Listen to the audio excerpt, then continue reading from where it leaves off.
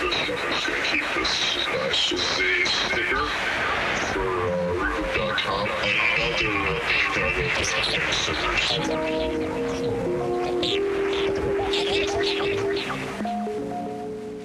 1 year ago, I published a video called Who Am I? And I discussed a lot of things that I'd done, the kind of things that I'd done in my career, skills and all that kind of stuff.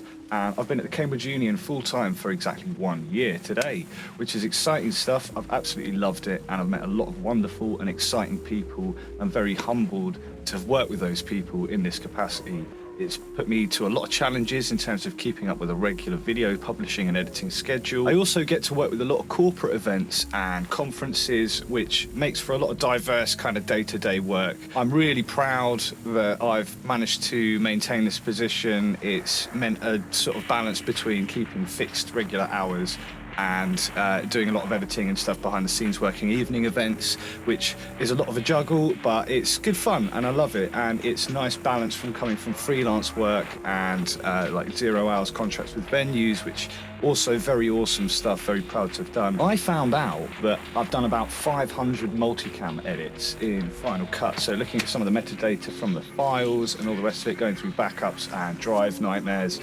it turns out that, yeah, I've done about 500 multicam edits of varying, music, debates, all kinds of projects, whether it's syncing up footage or actually a multicam production that I've had to present and edit. Another exciting thing is I've done about 200 plus tunes on Spotify and Apple Music, so a lot of that stuff is the improvised looping kind of jazz that I've done over the past year or two.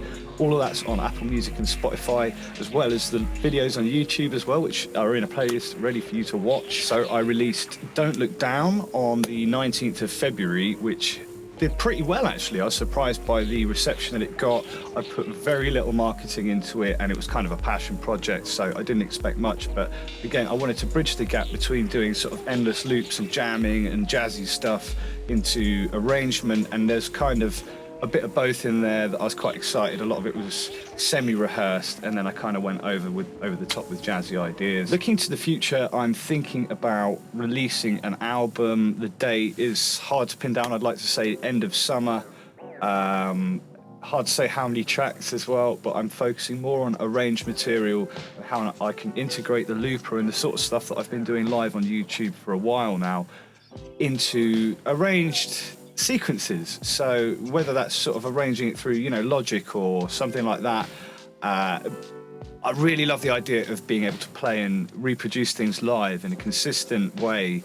I know there's a lot of hate towards people, pressing play and that kind of stuff, but there's an element to MIDI and playback that, you can kind of bridge that gap. I'm a purist in my own music. I don't make any judgments about anyone else, and I find everything really awe-inspiring when I listen to different kinds of music, and I'm really into pop production.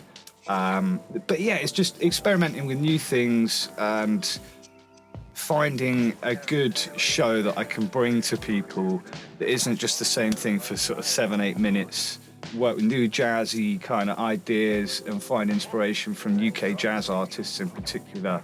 I've been working on a sort of pseudo-documentary project. It's more like a film narrative alongside a documentary, merged into a 3-episode mini-series that I've been working with a partner called Tom Colborn, that we've essentially finished post-production on that. There's a couple of little things we've got to finish up and moments we've got to address, but we're looking forward to taking that to the next step as well. I can't say much more than that, but we're very proud of where we've got to, and we're in a really good position with that, so that's quite exciting. Thanks again for watching this video. I honestly recommend you check out some of my stuff.